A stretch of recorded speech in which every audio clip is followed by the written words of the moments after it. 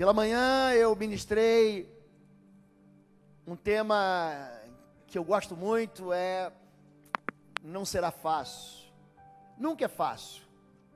Viver não é fácil, nascer não é fácil.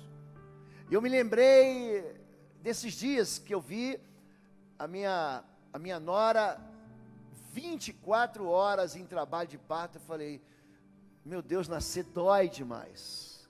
Nascer dói. Tem um dos homens da Bíblia, a linhagem de Jesus, chama Pérez. Pérez significa destruição. Porque quando ele nasceu, ele machucou a mãe dele na hora do parto. Machucou. Por isso que o nome dele é Pérez, destruição. Tem um outro nome, chamado Jabes. Jabes, semelhantemente, significa aquele que machuca.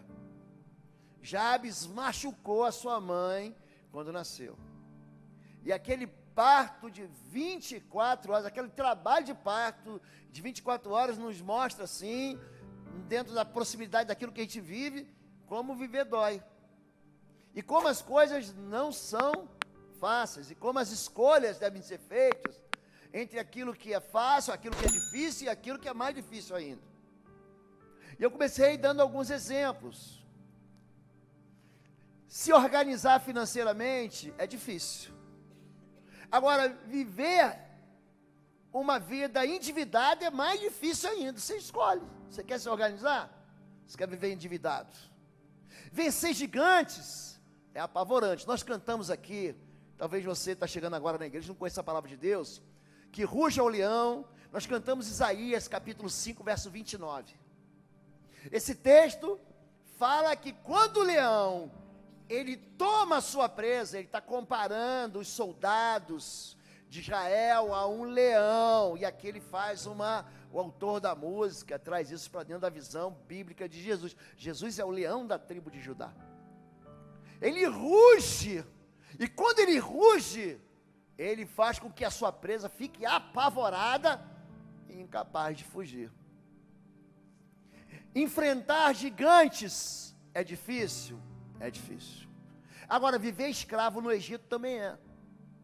Ficar perambulando 40 anos no deserto também é difícil. Ah, pastor, eu não vou enfrentar. Então fica no deserto. É uma escolha. Casar é difícil. Eu recebi os relatórios na quinta-feira, logo que eu cheguei. Eu recebi os relatórios de atendimentos do semestre. A secretária me trouxe. Eu fiquei muito feliz. Por quê? Porque todo mundo que precisar de atendimento vai ter atendimento. Todo mundo. Você pode não ser atendido por quem você quer. Não, eu quero ser atendido pelo pastor Igor. Não, o pastor Igor não pode, quem vai te atender é o pastor Paulo. Não, eu quero ser atendido pelo pastor João. Pastor João não pode, quem vai te atender é o pastor Lobo. Ah, eu quero ser atendido pelo pastor Marco. Não pode, quem vai te atender é a pastora Fabíola. Ah, eu quero ser atendido pela doutora Dulce, pela missionária Dulce. Não, quem vai te atender é a Elda, quem vai te atender é a Marilene, quem vai te atender, enfim. Mas todos estão o quê? Sendo pastoreados, cuidados e aconselhados. Existe para a gente uma maneira da gente enfrentar. Mas se você não quiser enfrentar, você fez a sua escolha. Você tomou a sua decisão. Então nunca é fácil. Trabalhar, gente, levantar cedo amanhã para trabalhar, não é fácil. Agora, viver sem dinheiro também não é fácil. Então você toma a sua decisão. Você escolhe. E a gente mergulhou em alguns textos e passagens bíblicas. Eu quero continuar hoje, mas o tema de hoje, palavras de bênção e maldição, não fique pensando que eu vou tratar de nada além do que a maneira como você reage aos seus problemas. A maneira como você reage àquilo que você sofre, ou àquilo que você se alegra, vai sair sempre pela sua boca, porque a boca fala do que, gente? Do que está cheio o nosso interior, o nosso coração, os nossos pensamentos, a maneira, as coisas que nos apaixonam, as coisas que nos alegram. Uma pessoa que ama um time de futebol, só fala daquele time de futebol, é um chato. Pensa num sujeito chato, ele não vira o disco, fala de outra coisa. Você está apaixonado pela sua esposa, pelo seu marido, pela sua namorada, pelo seu namorado, você só fala dele, porque a boca fala do que está cheio o quê? O seu coração. e você começa um negócio, você abre uma empresa, você abre uma fábrica de fazer coxinha, você abre uma confeitaria que faz esses cupcakes, e você fala, não, o de doce de leite, o de chocolate, e você só fala do teu cupcake, por quê? Porque a boca fala do que está cheio o coração. Agora, se você passa por momentos de amargura, se você passa por momentos doloridos, você vai encontrar com alguém e vai perguntar a você, tudo bem? Você vai falar assim, não está tudo bem. Na verdade, ele não quer saber se está tudo bem. Ele quer te cumprimentar, é uma maneira de você dizer, e aí, tudo bem? Mas aí, se você está vivendo um momento de tristeza, você fala assim, não, porque eu estou mal, porque eu estou vivendo assim, aí ele fica o quê? Lambendo as feridas e apresentando, porque a boca fala do que está cheio o coração. Então, a gente vai tratar hoje da maneira como nós reagimos, e eu vou parar exatamente aonde, eu vou começar exatamente onde nós paramos pela manhã. Êxodo capítulo 16, verso 2. No deserto, toda a comunidade de Israel murmurou. A palavra murmurar significa reclamar contra Deus. É um pecado, você não murmura contra as pessoas, a não ser aqui o povo que murmura contra Moisés, porque Moisés e Arão eram representantes de Deus. Eles estavam falando que as escolhas de Deus, para eles, foram ruins. O povo está dizendo assim, não, Deus não tem credibilidade, porque Ele está fazendo eu sofrer algo que eu não devia sofrer, Deus está errado. Isso aqui vai irritar Deus de um jeito, porque Deus está dando para eles um caminho de desvio. Eles vão entrar num deserto, e você compreende quando você faz o caminho do Sinai, você sai do Cairo, você passa pelo Sinai, e quando você vai entrar na terra da promessa, Deus, Ele vai driblando os inimigos, os problemas. Então Ele vai fazendo, como se fosse fazer uma viagem, fala assim, não, eu vou de avião, mas aí você chega no aeroporto, a companhia aérea está de greve. Mas por quê? Porque Deus sabe que você vai ter algum problema, o avião vai parar no caminho. Já aconteceu isso comigo. Eu estava vindo de volta de Fortaleza para o Rio de Janeiro uma vez, peguei carona, eu era cadete, e aí eu fiquei lá, só tinha aquilo, não tinha dinheiro, eu estava duro, tinha 5 cruzeiros no bolso, eu não tinha como voltar, e aí tinha um tenente lá, gente boa, só que o mais antigo, um tenente que não era gente boa, que sempre tem um bom e um mal, sempre tem um bonzinho e um mal, ele falava assim, eu vou, mas se subir alguma peça, uma hélice, um motor, se subir um passageiro, se subir alguém que está precisando de auxílio médico, a gente passa por aqueles lugares, população ribeirinha, sempre tem alguém que foi mordido por cobra, tem que ser levado para o hospital para tomar o soro antiofídico. Se subir alguém, você desce. E eu ia, naquele tempo não era crente, mas eu ia orando para que não subisse uma hélice, porque eu ia ser trocado por uma hélice. Então, o que acontece? Deus, Ele fez comigo o que faz com a gente. Deus diz não, você está indo por um caminho, Ele não, desvia.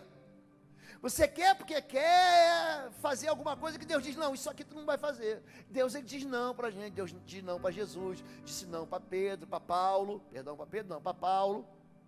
E aí, a gente começa a desconfiar de que Deus, Ele está assim, tão preocupado com outras coisas, que Ele não está percebendo, Deus e eu? Você não está vendo o que está acontecendo comigo?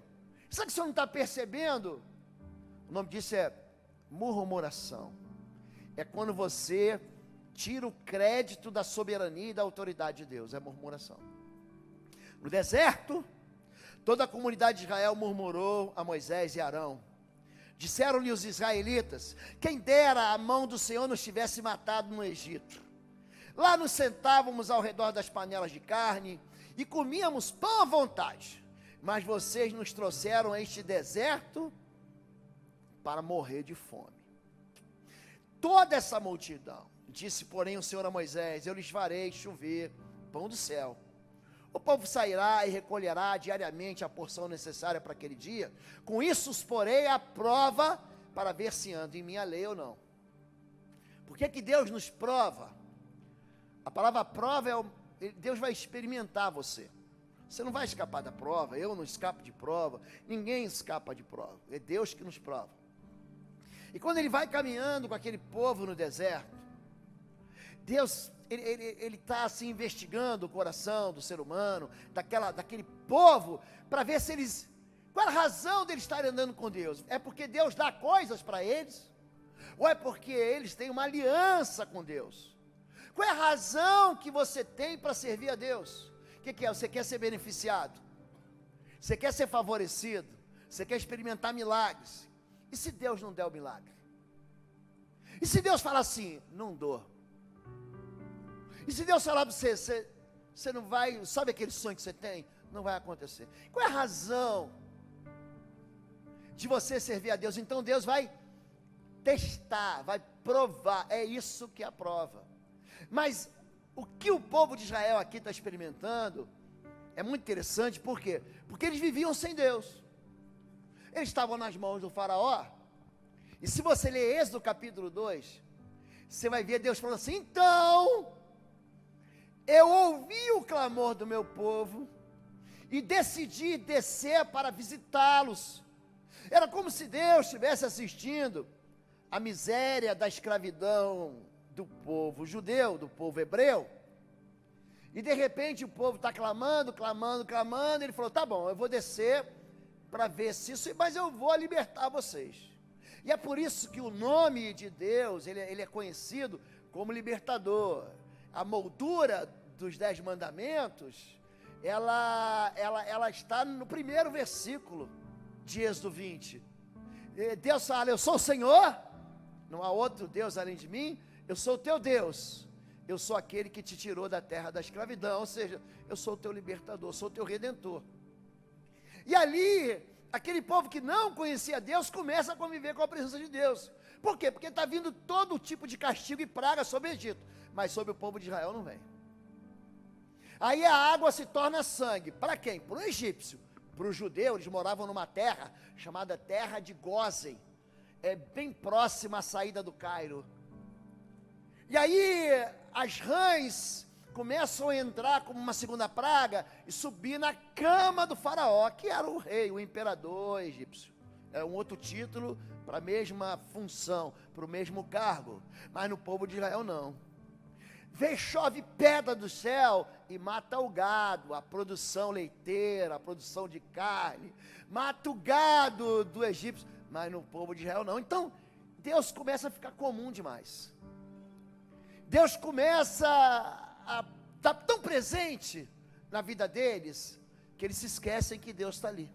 Eles se esquecem que Deus prometeu cuidar, suprir, alimentar o povo.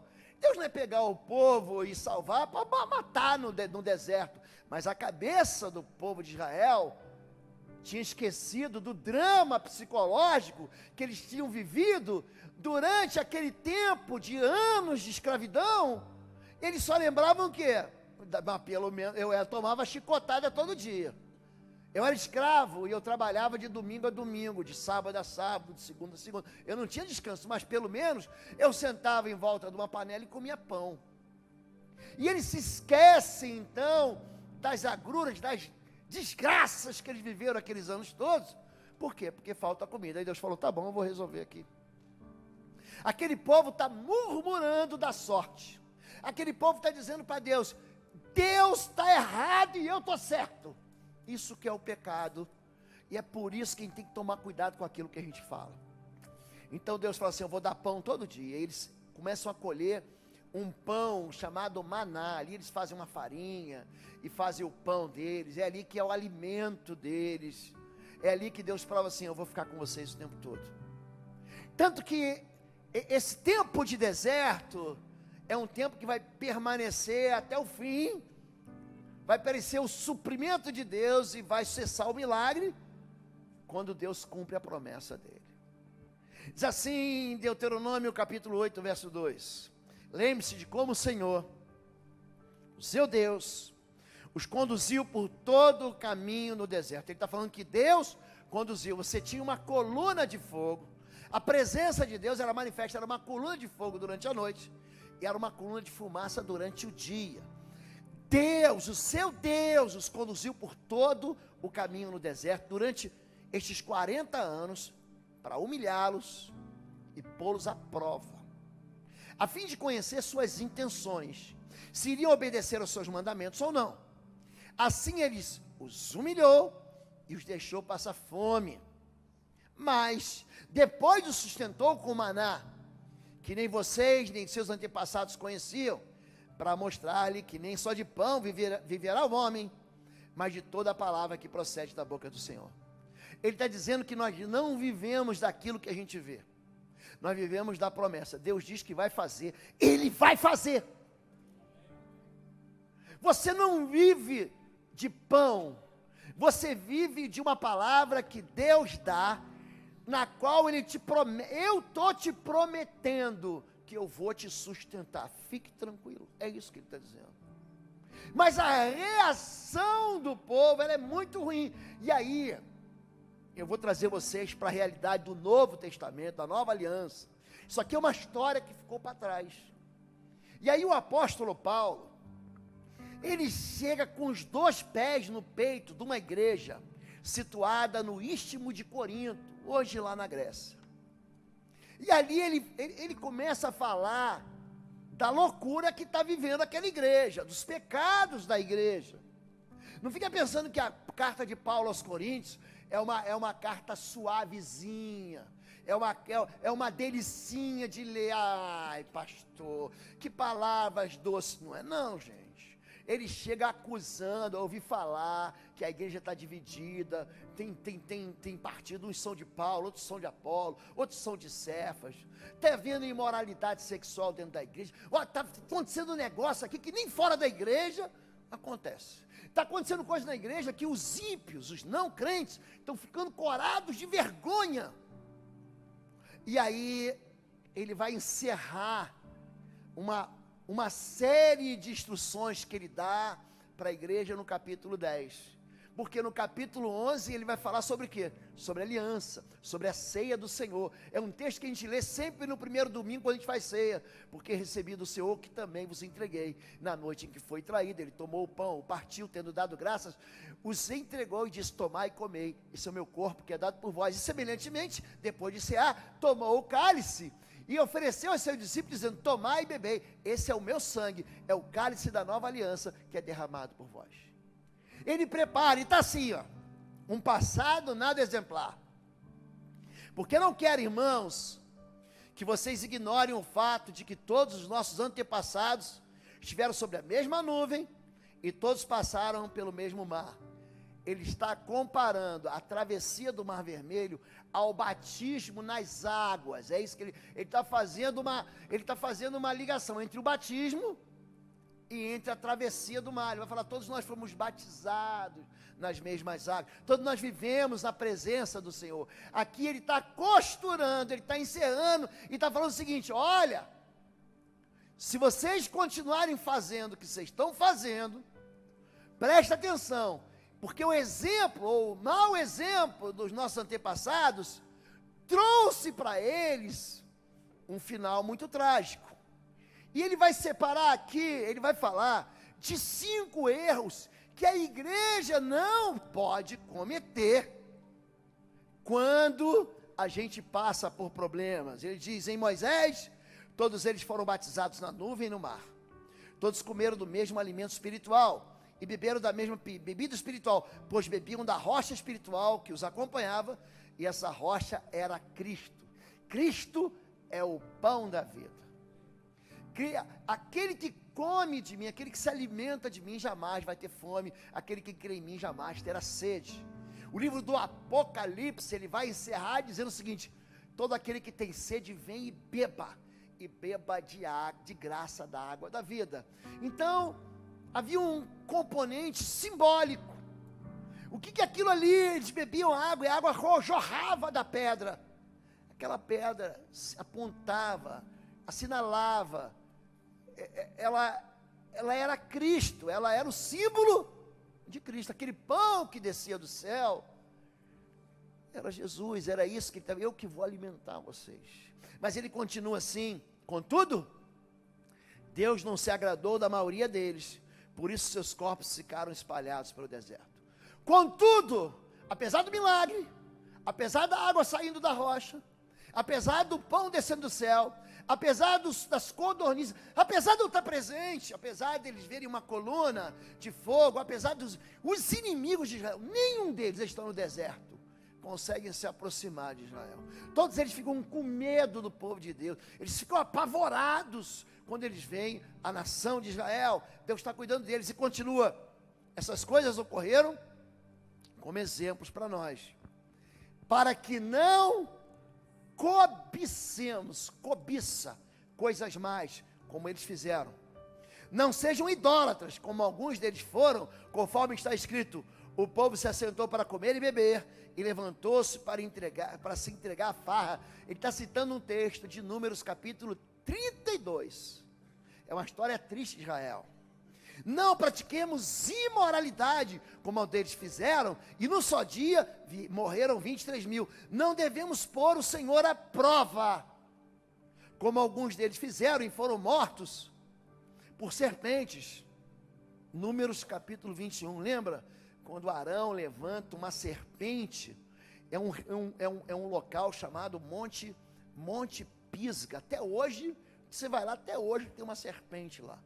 Você vê Israel de norte ao sul, você vê de oeste a leste, você consegue ver toda a terra que manda leite e mel. E não murmurem, como alguns deles se queixaram e foram mortos pelo anjo destruidor. Essas coisas aconteceram a eles como exemplos e foram escritos como advertência para nós, sobre quem tem chegado o fim dos tempos. Para que serve o Antigo Testamento? Para mostrar para você que tem gente que anda com Deus e experimenta felicidade. Tem gente que resiste a Deus e vai experimentar a destruição. Essa questão, experiência, você vai ter com o tempo. Hoje, eu estava orando com a pastora Fabíola e dizendo, na minha gratidão, que a melhor coisa que aconteceu na minha vida foi eu ter me encontrado com Deus. Foi a melhor coisa.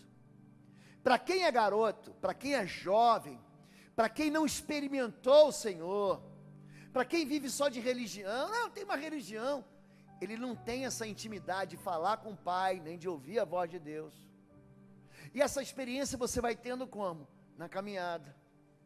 Essa experiência de você viver tranquilo, não tranquilo porque está acontecendo uma desgraça, mas sabendo que Deus ele está cuidando, vai cuidar, porque Ele já cuidou tantas vezes. Isso a gente vai acumulando com o tempo. E essa experiência, você, por incrível que pareça, não consegue passar de pai para filho.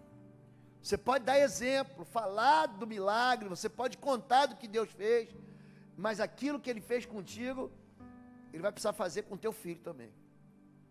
Porque ciência você acumula, mas experiência com Deus você não consegue acumular.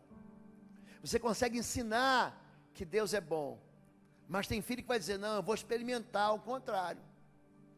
É uma escolha. Você quer fazer essa escolha? Faz a escolha. Mas ele está dizendo, esses exemplos, então teve gente aqui que morreu pela mordidura de serpentes. Teve gente aqui que foi fulminado com aqueles 23 mil.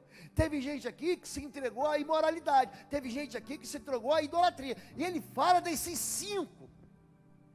Mas eu vou me concentrar na questão da murmuração. Cuidado com as palavras.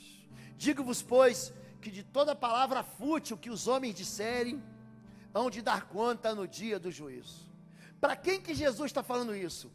Não é para o ignorante, não é para aquele que não estudou, que não conhece Deus, que nunca viu Deus, que não conhece a palavra de Deus. Ele está falando para a gente que conhece Deus, que ensina a palavra de Deus. Eram os fariseus, os mestres da lei, os escribas, aqueles partidários, como hoje tem a igreja partida, os pentecostais, os neopentecostais, os ortodoxos, os históricos, os assembleanos, os batistas, os presbiterianos, os metodistas, as comunidades, e cada um puxando a brasa para a sua sardinha, ou a sardinha para a sua brasa. E aqui Jesus dá uma bronca neles. Por quê? Porque ele cura um endemoniado, e eles vão dizer, ele expulsa Satanás por Beelzebul, príncipe dos demônios. Aí Jesus está falando, cuidado com o que você fala, cuidado com o que sai da sua boca, porque de toda palavra fútil, de toda palavra inútil que o homem disser, ele vai dar conta no dia do juízo. Isso não vai ficar perdido. Essas coisas não ficam perdidas. Não é como você lançou uma palavra, eu estava fora de mim. Jesus ele vai dizer o seguinte: todo pecado e blasfêmia serão perdoados. Olha para mim, se você pecar contra Deus Pai, ou blasfemar contra Ele, tem perdão. Se você pecou contra Jesus e blasfemou contra Jesus, tem perdão.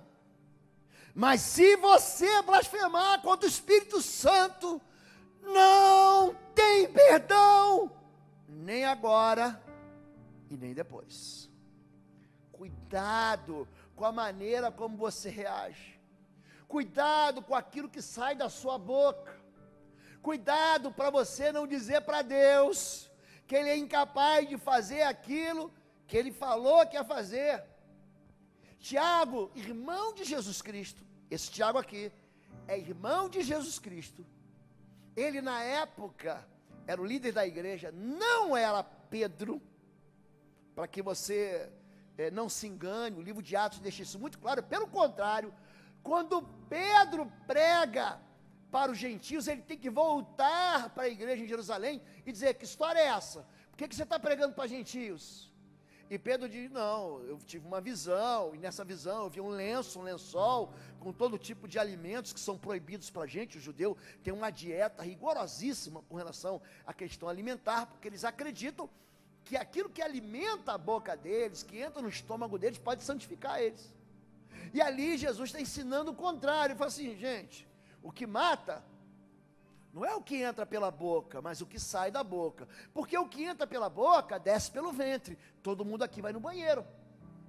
Mas aquilo que sai da boca, procede do coração do homem. Os assassinatos, os adultérios, as confusões, as iras, as belezas, elas estão aonde? E o coração, gente, naquele tempo, não era a sede do sentimento. Você hoje, a irmã Clarice aqui, a doçura, faz um coraçãozinho como quem diz assim: eu te amo, não é isso? O jogador de futebol não faz isso? Faz um coraçãozinho para a torcida, para a namorada, para a mãe? Faz ou não faz? Faz. Só que na Bíblia, coração não está ligado a sentimento. Coração está ligado a pensamento, a razão. De tudo que você deve guardar, guarda o teu coração, porque é dele que procede as fontes da vida. Ele está falando de pensamento, é a maneira como você pensa, você é. E do jeito que você pensa, você fala. Então, cuidado, ora se pomos freio na boca dos cavalos, para nos obedecerem, também dirigimos o corpo inteiro. Então você coloca um freio, aí você puxa o cavalo para a direita, ele vira para a direita. E se você puxa para a esquerda, ele vira. E se você puxa os dois, ele para, ele até empina. Então você consegue controlar o cavalo, colocando a boca dele sob custódia. Você consegue controlar o cavalo, segurando, prendendo a boca dele, dirigindo a boca do cavalo. Ele continua a observar igualmente os navios. Ele sai da caixinha, ele sai do zoológico, ele sai da roça e vai para o mar.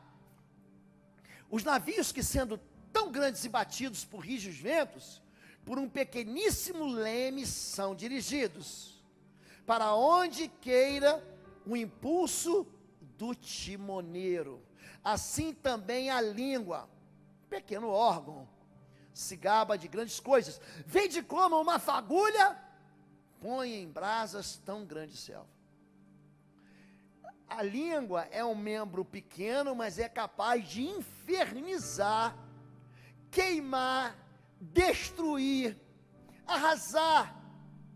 São palavras que você ouviu, que ficaram marcadas na tua vida para sempre.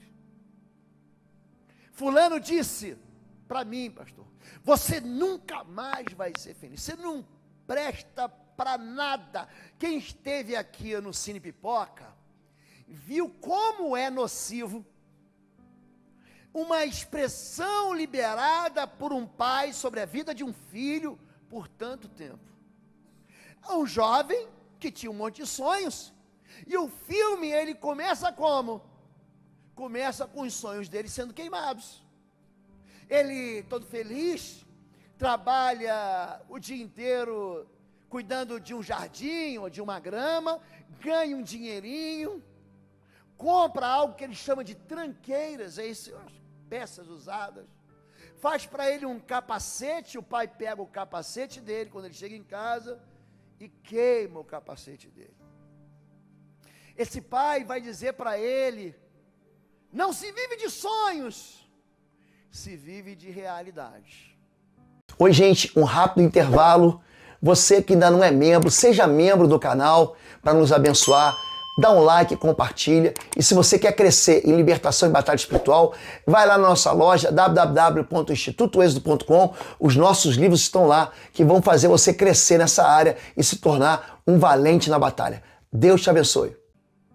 E essa expressão que o pai diz para ele, essa falta da permissão que o pai dá para ele, para que ele alcance aquilo que o próprio pai não alcançou, vai dirigir a vida dele, os relacionamentos dele, as amizades dele, o namoro dele. Ele vai jogar fora tudo, ele vai desistir, até que um dia ele descobre que ele não é aquilo que o pai dele disse para ele, mas ele é aquilo que Deus diz que ele é. A língua tem que ser domada. Quando Davi fala, põe uma guarda na minha língua, Davi, gente, não tinha medo de gigante, não. Davi não tinha medo dos exércitos dos inimigos. Davi não tinha medo de enfrentar os filisteus. Davi não teve medo de viver lá 10 anos dentro de caverna, dentro de buraco, no deserto do En-Gedi. Davi não teve medo de nada. Mas ele fala, eu tenho medo da minha boca. Eu tenho medo da minha língua. Eu tenho medo da maneira como eu... Bota um sentinela. Pega um anjo com uma espada. Pega um soldado com um fuzil AR-15 e bota de guarda na minha boca, para eu, na hora da tristeza, não negar o Senhor. Cuidado com as conversas corruptas, é isso. Não ponhamos o Senhor à prova, como alguns deles já fizeram e pereceram pelas mordeduras das serpentes. Nem murmureis, como alguns deles murmuraram e foram destruídos pelo exterminador. Essas coisas lhe sobrevieram como exemplos, foram escritos para advertência. Nossa, foi para isso, para nos advertir de nós e de nós outros, sobre quem os fins dos séculos têm chegado. Ele fala sobre incredulidade. O incrédulo, ele anda em círculos. A pessoa que Deus diz, faz, ele diz, não vou fazer. A pessoa que Deus diz, ó, anda aqui, não acredito, eu não acredito. São pessoas que vão viver andando em círculos. Não, eles chegam no limiar da promessa. Na hora da conquista ele fala, não vou. Ele tem todos os sinais, todas as portas de Deus se abrem para ele. Ele diz, não acredito que Deus pode me perdoar. Deus nem sabe mais, eu já fiz tanta bobagem que Deus nem sabe mais que eu existo. Deus já me rejeitou para sempre. Ele não acredita. O incrédulo, ele não consegue alcançar a bênção de Deus. Ele não consegue alcançar. Por que Deus faz na vida de algumas pessoas e no outros? Em Lucas 4, Deus está conversando e fala o seguinte, olha, havia muitas viúvas de Israel, muitas, no tempo de Elias. Mas ele visitou só uma, foi fora de Israel. Ele foi visitar a viúva Sarepta de Sidom, lá na Síria. E havia muitos leprosos em Israel no tempo de Eliseu. Mas somente Naamã, o sírio, foi curado. Por que fé? A fé faz você alcançar aquilo que você crê, enquanto que a incredulidade faz você andar em círculo. Então, não sejam incrédulos. É isso que 1 Coríntios capítulo 10, verso 1 fala. Cobiça. Não tome, não queira, não deseje aquilo que Deus não deseja para você. Tem coisas que Deus deseja para mim, e tem coisas que Deus não deseja para mim. Tem coisas que me pertencem, e tem outras coisas que não me pertencem. Tem coisas que eu sei fazer e faço bem, e tem outras coisas que eu sou uma derrota. Não cobice as coisas más, não sonhe com o pecado, não alimente a iniquidade, não imagine que Deus vai abençoar a mentira. Deus não abençoa pecado, não, foi de Deus, pastor, não foi. Foi só o teu coração querendo ter prazer, foi só o teu coração querendo alívio, foi só o teu coração buscando algo que Deus falou para você que não. Não cobice as coisas mais. Idolatria. Deus é incomparável. Deus é incomparável. Ele fala assim: a quem vocês me compararão? Como é que você pode pegar Deus e fazer uma estátua e dizer assim, não, isso aqui representa Deus? Deus é incomparável. Não tente reduzir a minha grandeza para me manipular. Porque o que a gente... Gente, a idolatria não é só uma imagem de escultura não, querido. A idolatria é tudo aquilo que você quer realizar sem Deus, achando que aquilo é resposta para a tua vida. Isso é idolatria. Não tente fazer Deus ficar de um jeitinho que você possa barganhar com Ele. Não, agora Deus é obrigado a fazer o que eu quero que Ele faça. Deus não é gente de lâmpada. Deus é Senhor. Cuidado com a idolatria. Ele vai cuidar, ó, não tente ao Senhor. Não desconsidere a soberania de Deus. Quando Jesus é levado para o pináculo do templo, ele diz: não tentarás ao Senhor teu Deus. Tentar a Deus é dizer para Deus que Deus é incapaz. Tentar a Deus é você dizer para Deus que Deus não vai cumprir a promessa dele. Tentar a Deus é você dizer que Deus é um banana. Eu estou tentando aqui explicar para vocês da maneira mais simples, como se vocês fossem crianças de 6 anos aqui. É quando você tentar a Deus, é dizer para Deus que Deus falha, que Deus erra. Você tentar ao Senhor. E aqui eu me concentro na murmuração. A murmuração despreza o amor de Deus. A murmuração, ela dá uma ideia de que Deus está errado e você está certo. A murmuração, ela promove uma maneira de raciocinar que você acha que o teu caminho é melhor do que o caminho de Deus.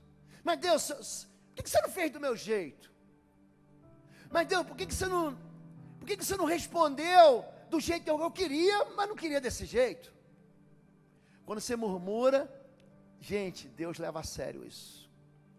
Deus, a murmuração é uma ofensa.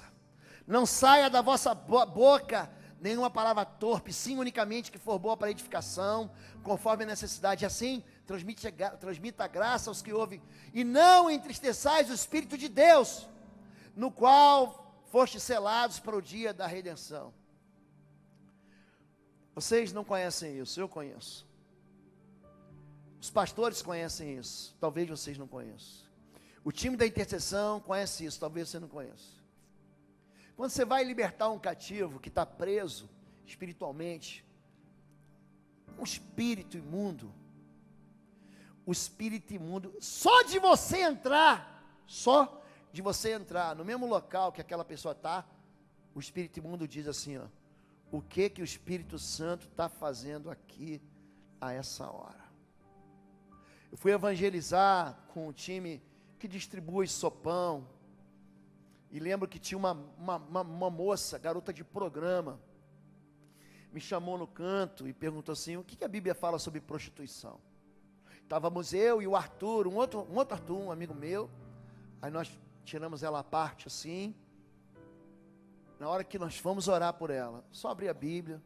Eu estava procurando o versículo Isaías 40, que eu gosto dele.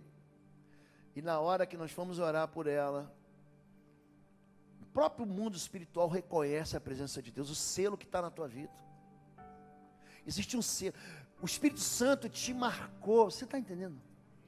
Aquela mulher ficou endemoniada e disse: o que o Espírito Santo está fazendo aqui, nesse lugar de prostituição? Então, quando você murmura, você está dizendo: a sorte que Deus deu para mim não foi uma boa sorte. Quando você diz: o caminho que Deus me deu não foi bom, você está entristecendo o Espírito Santo que te selou, que te marcou. Gente, você está pensando que alguém aqui vai ser esquecido por Deus naquele dia? Não vai ser não, querido. Os anjos vão vir, eles vão separar o joio como quem separa o trigo do joio. Não. Você tem marca e você não tem marca. Os tormentos, se você olhar e ler as 7 taças da ira sendo derramadas sobre toda a humanidade, você vai ver que tem gente que sofre e tem gente que não sofre.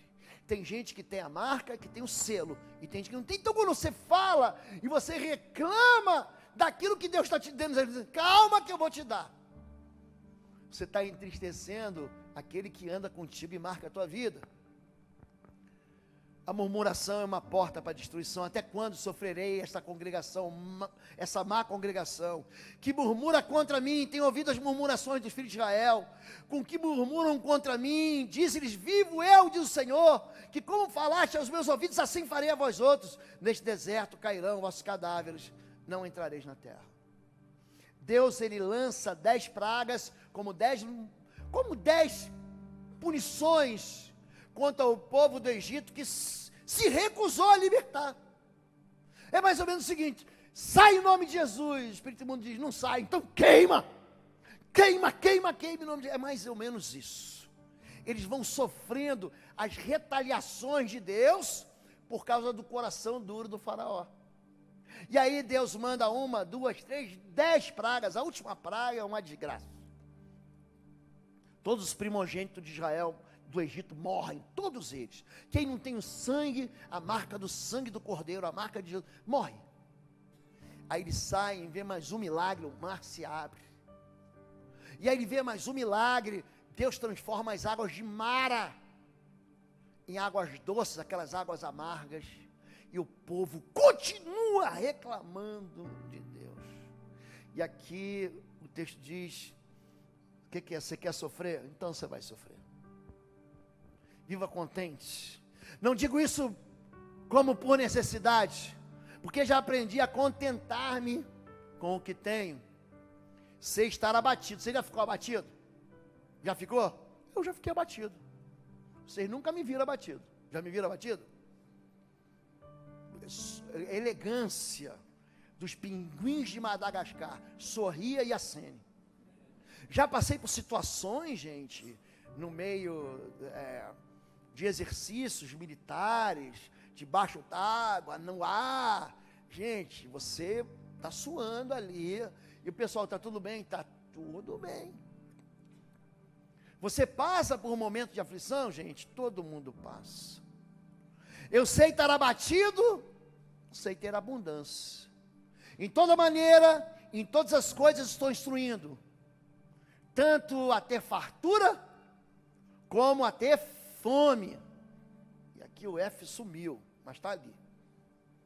Tanto a ter abundância, como a padecer necessidade. Posso todas as coisas em Cristo que me fortalece. Eu posso experimentar o bem, posso experimentar o mal. Eu posso experimentar dias de alegrias.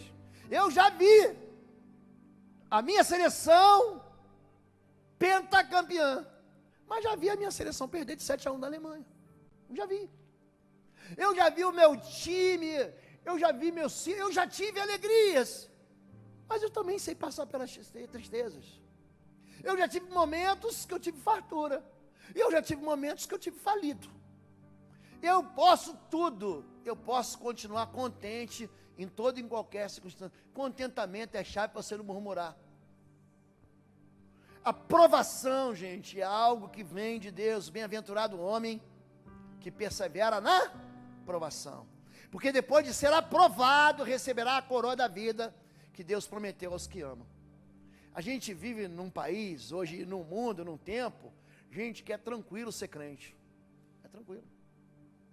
Eu peguei uma literatura que eu estudei no tempo do seminário, na década de 90, estudando sobre cristãos e a maneira como aquele estádio de Roma recebia os cristãos que eram levados para ser comidos por leões famintos.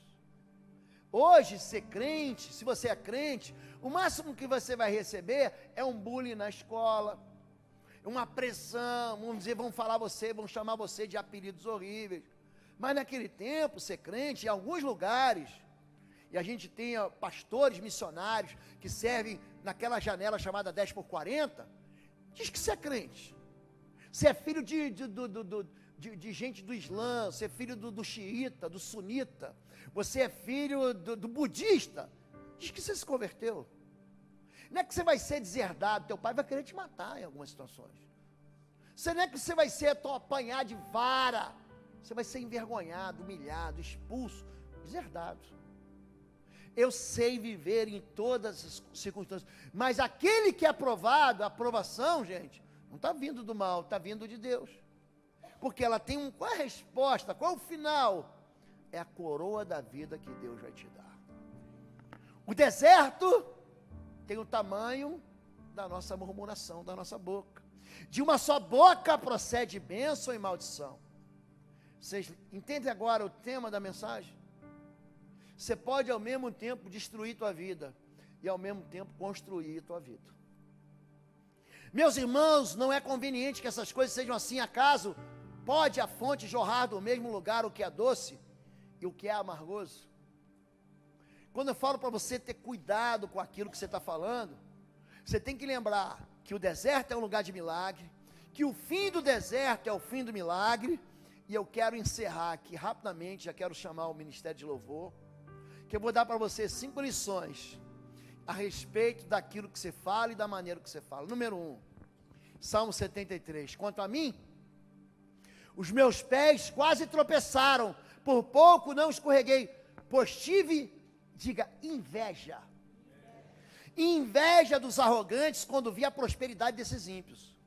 Os ímpios, eles não passam por sofrimento, e têm o corpo saudável e forte, estão livres dos fardos de todos, não são atingidos por doenças como os outros homens. Salmo 73, o salmista está falando assim, meu Deus, ser ímpio é melhor do que ser crente. É isso que ele está dizendo. Eu quase tropecei, eu quase escorreguei, ele está falando, eu quase desviei, quando eu falei, não é possível que esses homens ímpios, impiedosos, que não servem a Deus, que não temem ao Senhor, possam ter a vida que eles têm e eu ter o sofrimento que eu tenho. Isso é o número 1. Não reclame daquilo que os outros têm, que você não tem. Essa é a lição do contentamento. Deus, Ele vai dar para mim e para você resposta às nossas mãos que trabalham na medida certa. Deus vai dar para a gente aquilo que vai fazer a gente ficar igual a Jesus Cristo. Tudo que acontece na minha vida faz com que eu me torne igual a Jesus Cristo. E tudo que acontece na tua vida faz com que você fique igualzinho a Jesus Cristo. Todas as coisas cooperam conjuntamente para o bem daqueles que amam a Deus e são chamados segundo o seu propósito. Porque os que Deus chamou, também os predestinou para serem conformes à imagem do seu Filho Jesus. Romanos 8, 28 e 29, diz que tudo que acontece comigo e com você, faz com que a gente fique mais parecido com Jesus. Não é que é coisa boa, não é que é coisa maravilhosa, não, são todas as coisas, boas e ruins. Número 2, ninguém seja devasso ou profano como Esaú, que por uma refeição vendeu seu direito de primogenitura. Não se concentre no seu apetite. Tem muita gente que sofre, sabe por quê? Porque quer resolver o problema imediato. Esse homem perdeu a eternidade. Vocês estão entendendo o que aconteceu? Por causa da fome. Quando a pessoa fala assim, não consegue jejuar, não consegue ficar num culto sem levantar para beber um copo d'água. Gente, ele está falando que a gente pode domar a carne. O texto está dizendo que a gente pode controlar os nossos desejos. Não, mas eu quero agora. Não seja profano ou imoral, como Esaú, que por causa de um prato de lentilha, que a igreja sabe muito bem, que o pastor Lobo não gosta de lentilha. Eu já abro aqui um parênteses, que vai que você me convida e prepara, a pastora Fabíola come muito. Eu vou comer por educação, mas não é a feijoada para mim é melhor. Só isso. Mas esse homem perde tudo, então não se concentre no seu desejo. Desejo é coisa que vai e passa. Sentimento é coisa que passa.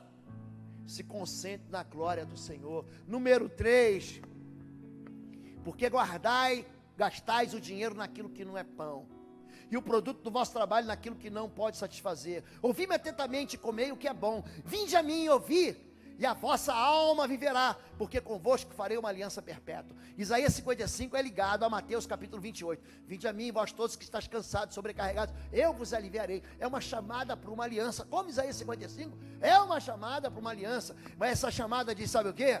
Experimente confiar em Deus.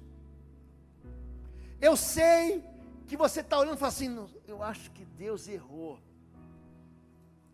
Confia no Senhor. Essa é uma palavra que continua falando de fidelidade. Pode confiar, você não vai se decepcionar. Número 4, trabalhai, não pela comida que perece, mas pela comida que permanece para a vida eterna.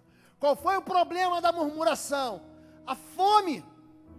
Nós, lá na escravidão, lá quando eu era ímpio, eu sentava no boteco, no barzinho, e tomava aquele chopinho, pastor, e eu comia um galetinho, e eu estava ouvindo a música mundana, e era tão gostoso, pastor, que saudade que eu tenho daquele tempo que eu fumava maconha, que saudade daquele tempo que eu juntava com os amigos para falar mal do outro, para fazer fofoca, que saudade que eu tenho no tempo que eu vivia na corrupção, que saudade que no tempo que eu tinha, assim, uma vida sexual deslocada. Gente, presta atenção no que o texto está falando. Não pela comida que perece, mas pela comida que permanece para a vida eterna, a qual o Filho do Homem vos dará, porque a este o Pai, Deus o selou. Disseram, pois, que faremos para executarmos as obras de Deus? Jesus respondeu e disse-lhes, a obra de Deus é essa, que criais naquele que Ele enviou. Sabe o que Deus quer de você? Que você creia em Jesus Cristo. É só isso. O coração orgulhoso do ser humano quer fazer coisas. A salvação você não conquista, a salvação você recebe, é um presente, é graça. Você só tem que receber. Pronto. Então, não busque a comida que se estraga. E por último, Jesus lhes disse, eu sou o pão da vida. Aquele que vem a mim não terá fome, aquele que crê em mim nunca terá sede. Essa aqui é o resumo de tudo que a gente falou. Por que eles reclamaram? Por que eles murmuraram? Por que eles irritaram a Deus? Porque eles tinham uma fome que só quem podia saciar era Jesus. Não existe. A fome é o desejo que você tem de encher teu estômago com aquilo que vai aliviar, aquilo que vai trazer sabor para a sua vida. Experimente confiar no Senhor, amém? Vamos ficar em pé em nome de Jesus, e assim nós vamos encerrar. Você que é visitante, nós normalmente encerramos nosso culto aos 45, sempre aos 45 minutos, mas como eu estava fora há 2 domingos, eu recebi mais 5 minutos de prorrogação para ministrar. Abaixe a sua cabeça, eu queria orar com você. Aliás, eu quero desafiar você. Você que tem passado por provas, você tem vontade assim, eu vou traduzir num português do dia de hoje, de chutar o balde. Você tem vontade de dizer para Deus, Deus, você que o Senhor não está vendo o que eu estou passando? Você tem vontade de olhar assim e falar assim, Deus, olha lá, o vizinho, ímpio, feiticeiro, ele busca os ídolos, ele cobiça aquilo que não é dele, ele toma aquilo que não é dele, ele rouba, ele atropela as pessoas, ele esmaga as pessoas, ele conquista pela força, ele toma o que não é dele. Você olha para as pessoas que estão do teu lado, que estão vivendo loucuras, e a impressão que você tem é que eles são felizes. Tira esse sentimento do teu coração, isso é uma mentira. Existe um selo em você, existe um selo em mim, existe em você a marca do Espírito.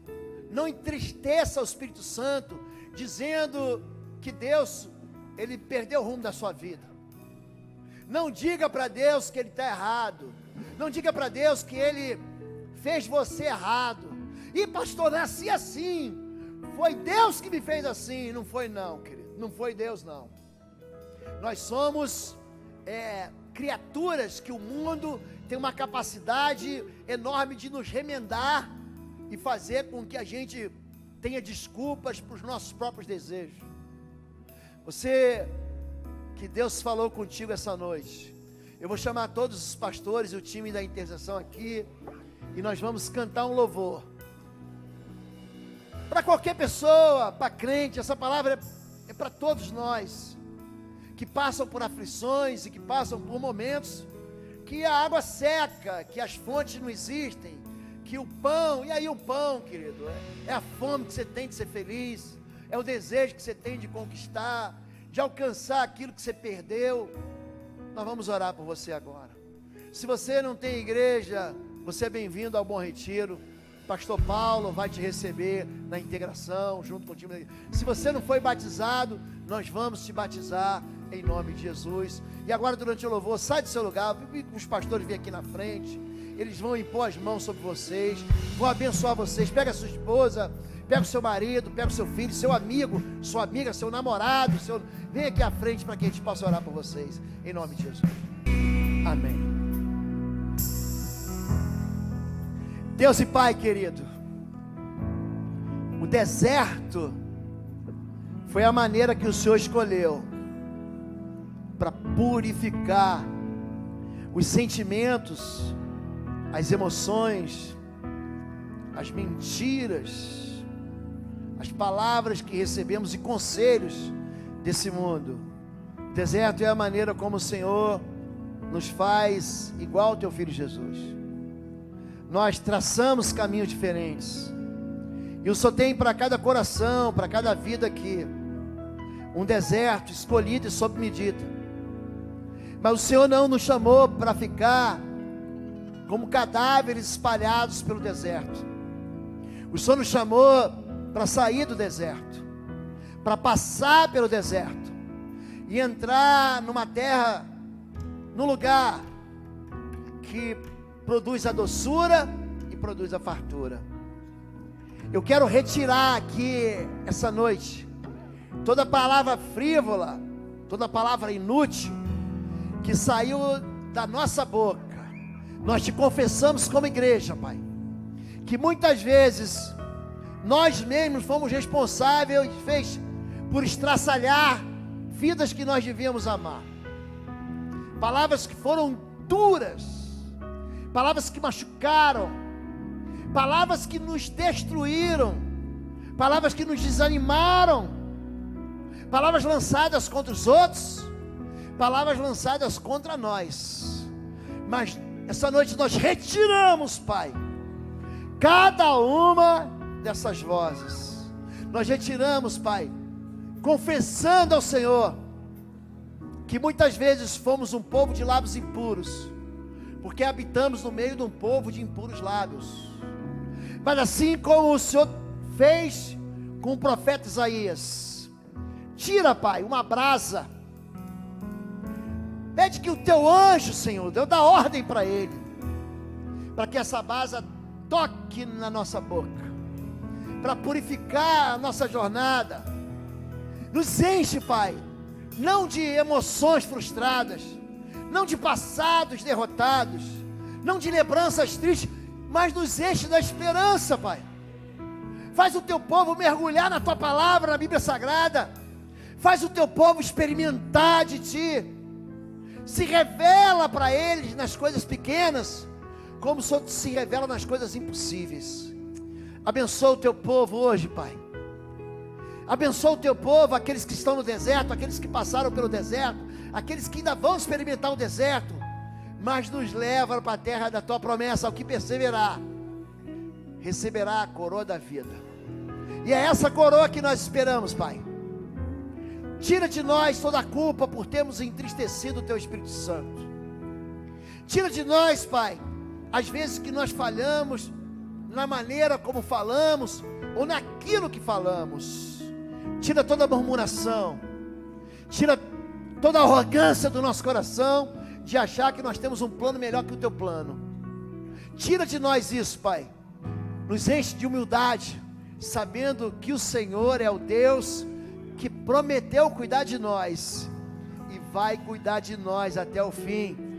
Porque nem só de pão vive o homem, mas de toda palavra que está na tua palavra, toda palavra que sai da tua boca, em nome de Jesus. Amém, amém, amém. Você pode aplaudir ao Senhor Deus, você pode dar glória a Deus. Aplaude, seja grato ao Senhor, seja grato ao Senhor por tudo que você experimentou. Aplauda ao Senhor, diga para Deus: Deus, obrigado, Senhor, obrigado porque o Senhor está fazendo de mim, forjando em mim o teu filho Jesus. Amém. Deus abençoe a sua vida. Nós temos um gabinete pastoral aqui que atende todos aqueles que precisam de socorro. Essa semana aí, pastora Fabíola, já marcamos, nós vamos visitar 4 famílias. Então os pastores também estão prontos para isso. Você pode participar das nossas células. Semana que vem, no domingo de culto, de domingo à noite, vai ter a multiplicação de células também. Você é muito bem-vindo em nossa igreja. Você é muito bem-vindo para estar com a gente, seus filhos também, sua família também. Se você quer ser batizado, fala com o pastor Paulo. Se você precisa ser membro da igreja, fala com o pastor Paulo, amém? Levante sua mão. Que o amor de Deus, o nosso Pai, a graça do nosso Senhor e Salvador Jesus Cristo e as consolações do Espírito Santo de Deus seja sobre sua vida. Vá em paz, em nome de Jesus, amém, gente? Deus abençoe. Eu estava com saudade de vocês. Prepara que domingo que vem vai ter uma palavra de fé para o seu coração. Você vai sair daqui voando em nome de Jesus, amém?